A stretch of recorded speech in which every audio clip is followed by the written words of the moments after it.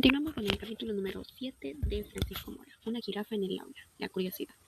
¿Qué hace en una clase llena de alumnos atentos a la que el profesor está explicando un tema determinado o una materia? Los alumnos, sin excepción, sean de escuela primaria o universitario, jóvenes o mayores, cambian su foco de atención desde el profesor y lo explica hacia una jirafa que entrará en la clase por una puerta. Tras pasearse por detrás de él, saliese por otra. ¿Qué despierta a la jirafa que no tenga el profesor? Despierta simplemente la curiosidad, uno de los ingredientes básicos de la emoción. La curiosidad, lo que es diferente y sobresale al entorno, enciende la emoción y con ella, con la emoción, se abren las puertas de la atención, el foco necesario para la creación de nuevo conocimiento. El mamífero y el ser humano es un mamífero animal curioso por naturaleza. Siempre está explorando, inspeccionando todo, la naturaleza.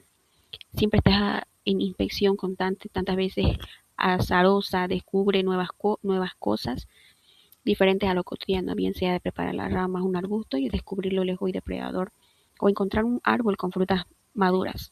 De hecho, la curiosidad ha sido definida como un deseo de lo que lleva a conocer cosas nuevas. Con la curiosidad, el animal o el mismo ser humano adelantan sucesos posibles que conocen lo que pueden suceder antes de que ocurra. El cerebro emocional posee neuronas de circuitos que actúan y activan cuando ese algo diferente se asoma al entorno. Es decir, las neuronas responden a través del placer, donde el dolor, que significa un estímulo sobresaliente visto. En definitiva, la curiosidad, permítame decirlo una vez más, es el mecanismo cerebral capaz de detectar diferente la monotonía diaria del entorno. Y con ello se presta atención a aquello que sobresale. Y si lo que sobresale es de significado para la supervivencia, se aprende y se memoriza. Hoy comenzamos a saber que nadie puede aprender nada y menos de una manera abstracta, al menos que aquello que se vaya a aprender le motive, le diga algo, posea algún significado o encienda la curiosidad. Para aprender se requiere de estímulo inicial que resulte interesante y nuevo, y es entonces cuando acabamos de señalar que cuando se enciende la atención de un modo poderoso, precisamente el juego es en los primeros años la conducta que desarrolla el niño al aprender en el estímulo de la curiosidad. El jugar es un medio de excusa a través de la cual se aprenden, porque cada percepción seguida de un acto motor es, es siempre una nueva, sobresale a la anterior y refuerza la curiosidad. El juego es un invento poderoso de la naturaleza. Solo hay que ver los dos niños jugando o unos leones y comprobar en sí mismos en la tarea. El instrumento del juego, la combinación de la curiosidad y el placer, es el arma poderoso del aprendizaje.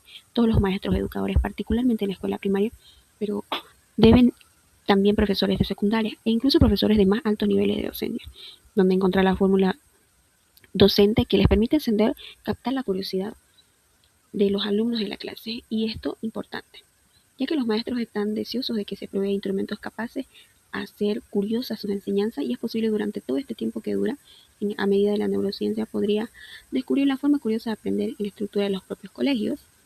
Lo cierto es que el ser humano, la curiosidad, ese deseo de conocer cosas nuevas en que lleva la búsqueda del conocimiento, no solo en general, sino en el contexto que estamos trabajando. Es decir, en el que se adquiere en el colegio, en las universidades o en la investigación científica precisamente. Fue que el padre de la neurociencia actual, el profesor Charles Sherkin, quien reconoció en la investigación científica el máximo de la curiosidad a la que le llamó la curiosidad sagrada, en el cual cualquier caso de estos estudios recientes muestran que la adquisición de conocimientos al llegar a conocer aquello que se busca con el estudio y el aprendizaje comparten sustratos naturales con aquellos conductas que empujan a la búsqueda del agua, el alimento o la sexualidad. Es decir, lo hedónicamente placentero. De esto se deduce que la curiosidad se satisface a través del aprendizaje, tiene como base cerebral el placer, lo que a su vez refuerza la idea de la búsqueda del conocimiento y toma decisiones conducentes. Obtener conocimiento es biológicamente placentero. Placer no es el simple placer mental, sino que comparte los mismos circuitos y sustratos neuronales que los placeres biológicos. Así pues, los circuitos cerebrales que se activan ante ciertos estímulos que encienden la curiosidad son aquellos que anticipan y adelantan recompensa, o si se quiere, el placer, y por tanto residen en el sistema límbico emocionante que incluyen estructuras de la corteza prefrontal, el núcleo accumbens, la amígdala, el hipocampo, el septum, la corteza etorrional, el hipotálamo y otras áreas del tronco del encéfalo. Algunas de las mencionadas en el capítulo anterior, del propósito de la emoción.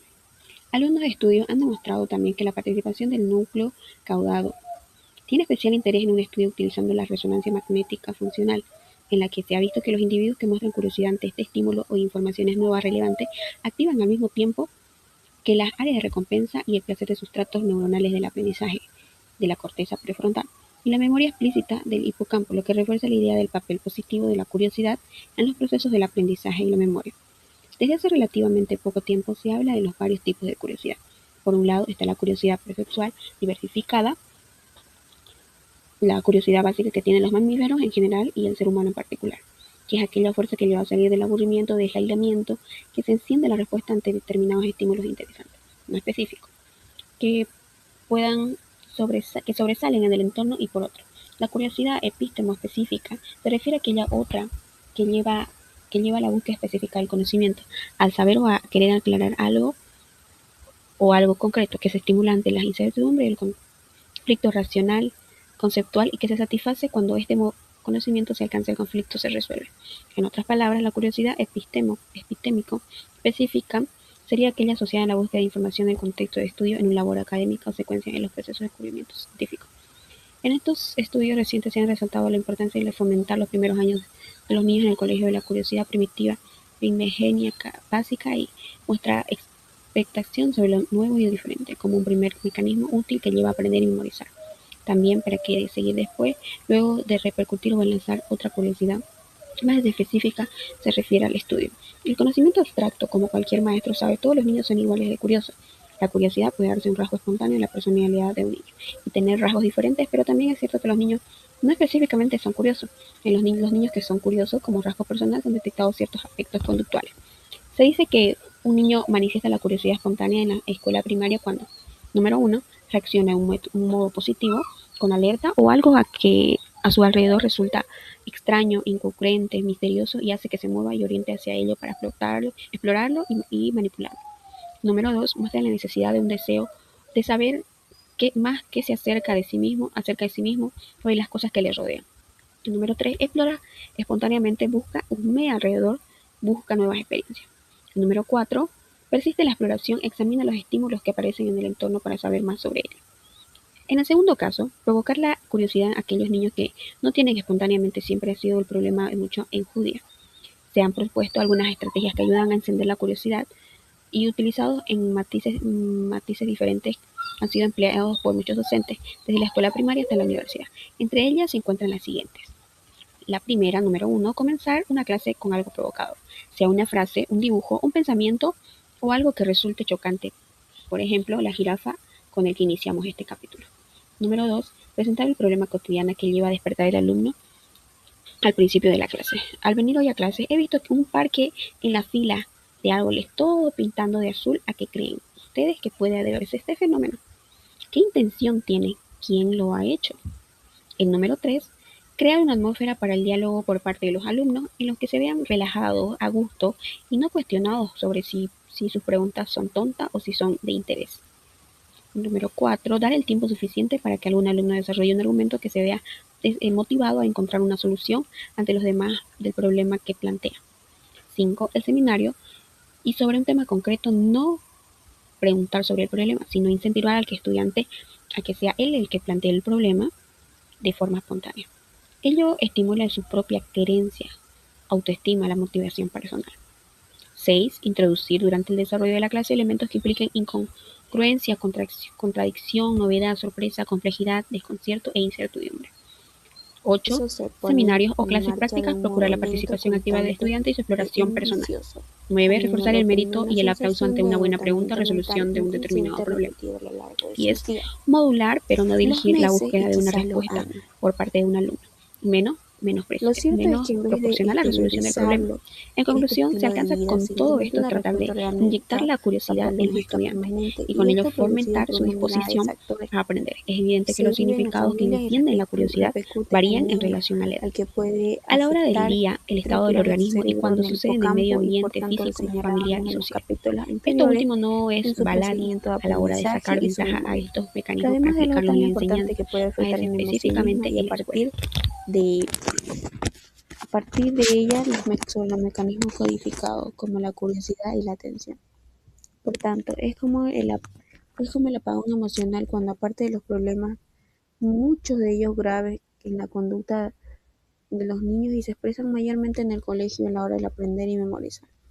De ese entorno familiar puede nacer un niño con estrés, no expresado ninguna anormalidad cognitiva especial, hiperactividad o síntomas depresivos clásicos, sino que simplemente una cierta empatía manifestada como una tensión baja, difuminada y dispersa y nunca demasiado pronunciada que repercute en su rendimiento mental con el colegio.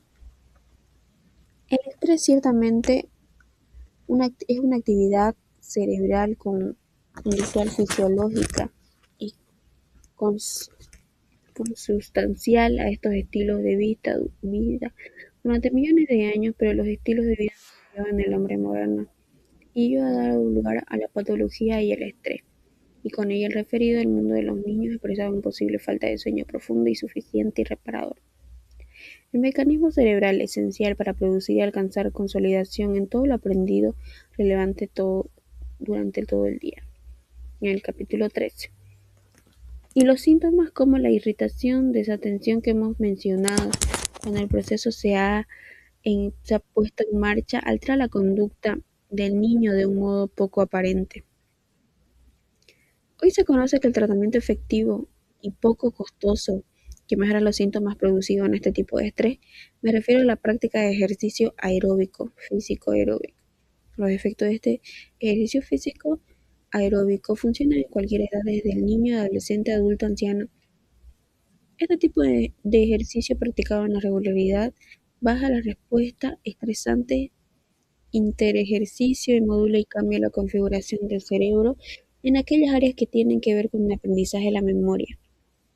De esto han dado cuenta los especialistas y frente a la idea surgida hace unos años, en particular en Estados Unidos, de que había que rebajar el número de las horas semanales dedicadas en la gimnasia y deportes y dedicarlas en su lugar de puro aprendizaje abstracto.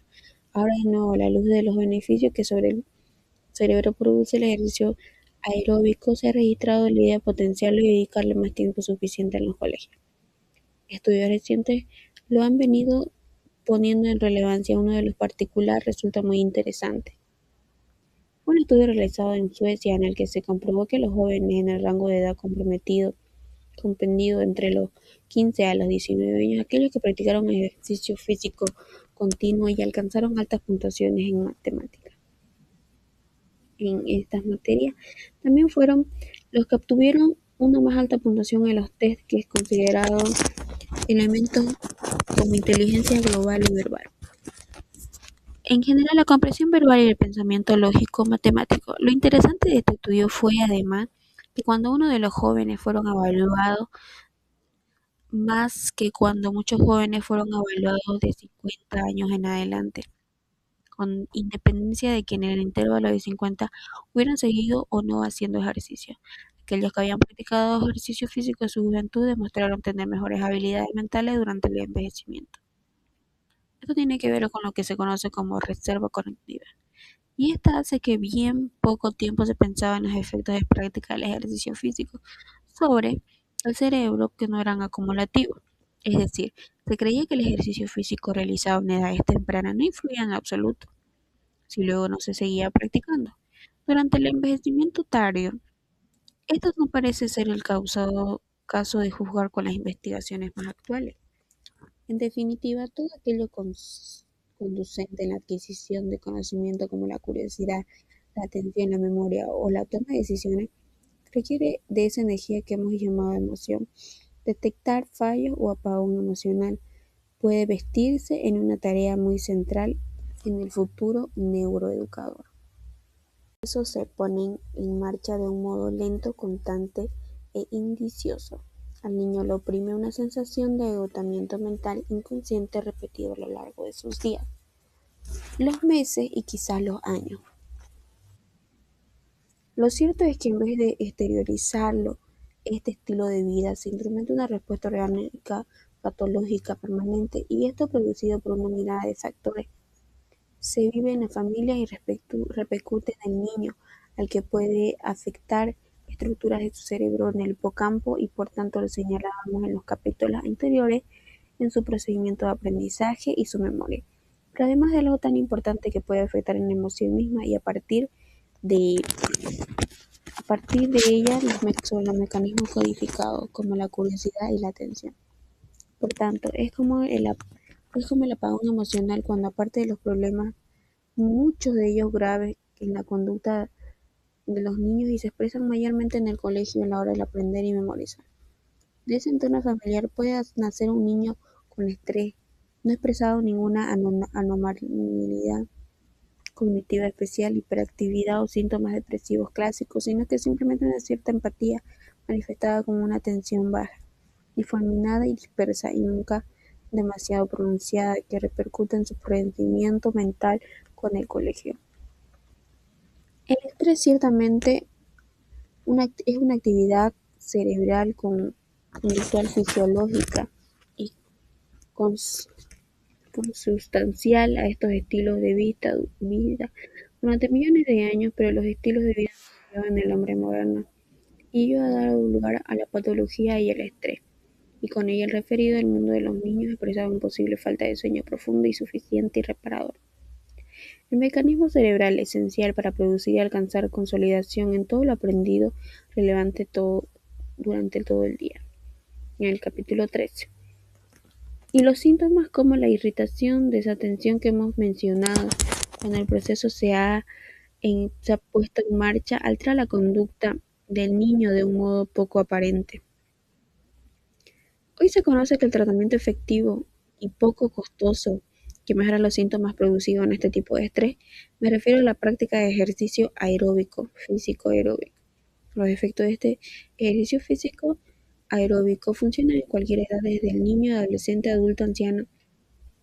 Este tipo de ejercicio practicado en la regularidad baja la respuesta estresante interejercicio y modula y cambia la configuración del cerebro en aquellas áreas que tienen que ver con el aprendizaje de la memoria. De esto han dado cuenta los especialistas y frente a la idea surgida hace unos años, en particular en Estados Unidos, de que había que rebajar el número de las horas semanales dedicadas en la gimnasia y deportes y dedicarlas en su lugar de puro aprendizaje abstracto. Ahora de nuevo, a la luz de los beneficios que sobre el cerebro produce el ejercicio aeróbico, se ha registrado la idea de potenciarlo y dedicarle más tiempo suficiente en los colegios. Estudios recientes lo han venido poniendo en relevancia. Uno de los particulares resulta muy interesante. Un estudio realizado en Suecia en el que se comprobó que los jóvenes en el rango de edad comprendido entre los 15 a los 19 años, aquellos que practicaron ejercicio físico continuo y alcanzaron altas puntuaciones en matemáticas.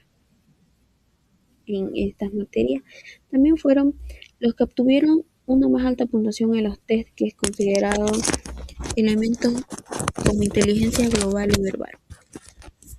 En general, la comprensión verbal y el pensamiento lógico matemático. Lo interesante de este estudio fue, además, que cuando uno de los jóvenes fueron evaluados, más que cuando muchos jóvenes fueron evaluados de 50 años en adelante, con independencia de que en el intervalo de 50 hubieran seguido o no haciendo ejercicio.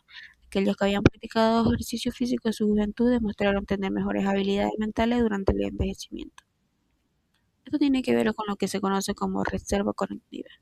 Y esta hace que bien poco tiempo se pensaba en los efectos de práctica del ejercicio físico sobre el cerebro que no eran acumulativos. Es decir, se creía que el ejercicio físico realizado en edades tempranas no influía en absoluto, si luego no se seguía practicando. Durante el envejecimiento tardío, esto no parece ser el caso de juzgar con las investigaciones más actuales. En definitiva, todo aquello conducente en la adquisición de conocimiento como la curiosidad, la atención, la memoria o la toma de decisiones requiere de esa energía que hemos llamado emoción. Detectar fallos o apagón emocional puede vestirse en una tarea muy central en el futuro neuroeducador.